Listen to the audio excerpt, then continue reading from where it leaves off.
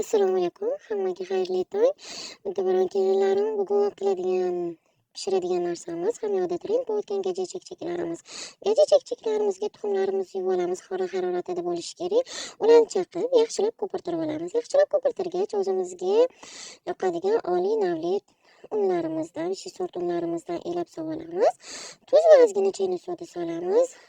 Chaynak soda solish ham shart emas, lekin xamirimizni qorib olamiz. Xamirimizni o'rtacha yumshoqligida qoramiz. Qattiq qilib qo'yishimiz kerak emas, lekin qattiq qilinsa ham gajagimiz chiqmay qoladi. Xamirlarimizni qorib bo'lgach, tindirib qo'yamiz, mushlaymiz, yana tindiramiz. Shu holatda 4 marta qaytaramiz. Bu chekchaklarimizni gaja qilib chiqazib berishga yordam beradi. Tingan xamirlarimizni o'zimizga kerakli kattalikda yoyib olamiz. 2 mm bo'lishi kerak qalinligi. Ularni keyin kesib olamiz. Eniga 1 cm bo'yiga bo'lsa 4 qilib kesib olamiz.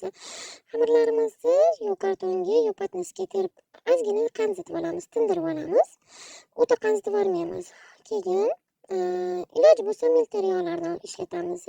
Ko'pirib ketmaydi u. Qayta qovurilganda. Chekchaklarimizni o'rtacha olovda qovurib olamiz. 6 ta asosiy bir-biriga yopishib ketmaydi. Xo'p, orada sizlarga mana ingichka chekchaklarimiz, uni ham retseptini tashlayman.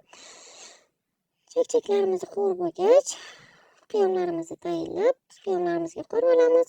Gajalarimizni alohida terib, tekisroq chiqqanlarini ichiga qilamiz. O'zimizga kerakli bo'lgan razmerda qilib turib, qiyomlarimizga botirib, gajalarni ustiga terib chiqamiz.